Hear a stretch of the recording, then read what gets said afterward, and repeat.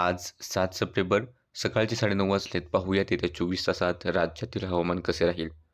तर राजस्थान, गुजरातच्या सीमावर्ती भागांच्या आसपास डिप्रेशन तयार झालेला आहे आणि याचा प्रभाव त्याच्या दक्षिण-पश्चिम भागात म्हणजे गुजरातच्या कच्छ भागामध्ये विशेष करून जास्त याचा प्रभाव दिसतोय.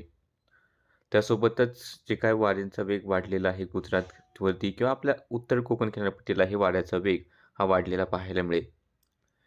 सध्या या सिस्टमच्या प्रभावाखाली इकडे डिप्रेशन आहे, तर ज्या प्रकारे वारे खेचले जाते त्या प्रभावाखाली उत्तर महाराष्ट्रात पाऊस सक्रिय आहे. पालघरच्या काही भागांमध्ये सुद्धा जोरदार पाऊस आहे. त्यानंतर नाशिकच्या घाट भागांमध्ये सुद्धा जोरदार पावसाचे ढग आहेत.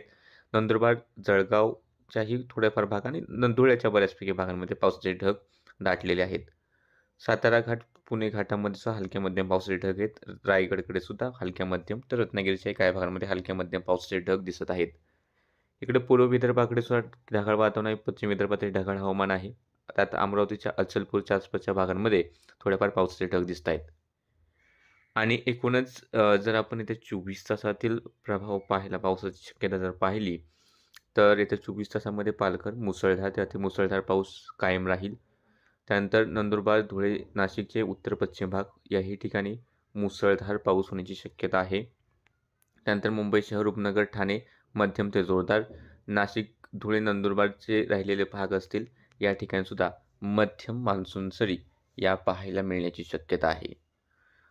या व्यतिरिक्त जर आपण पाहिलं तर जळगाव, छत्रपती संभाजीनगर, जालना, बुलढाणा, त्यानंतर भंडारा, गोंदिया, नागपूर, चंद्रपूर, गडचिरोली याही ठिकाणी थोड्याफार मध्यम ते थोड्याशा जोरदार सरी पाहायला मिळतील, पण हा पाऊस सार्वत्रिक नसेल. रायगड, पुणे घाट, सातारा घाट मध्यम ते जोरदार सरींची शक्यता राहील. आणि राहिलेला इतर भाग आहे रत्नागिरी, सिंधुदुर्गचा हलक्या मध्यम सरी झाल्या तर होतील.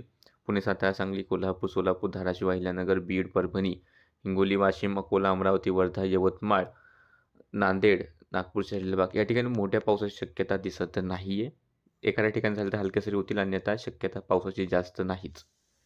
बाकी सध्याच्या अपडेटमध्ये इतकंच. दररोजच्या हवामानाचे अंदाज पाहण्यासाठी चॅनल सबस्क्राईब करा. व्हिडिओ लाईक आणि शेअर करायला विसरू नका.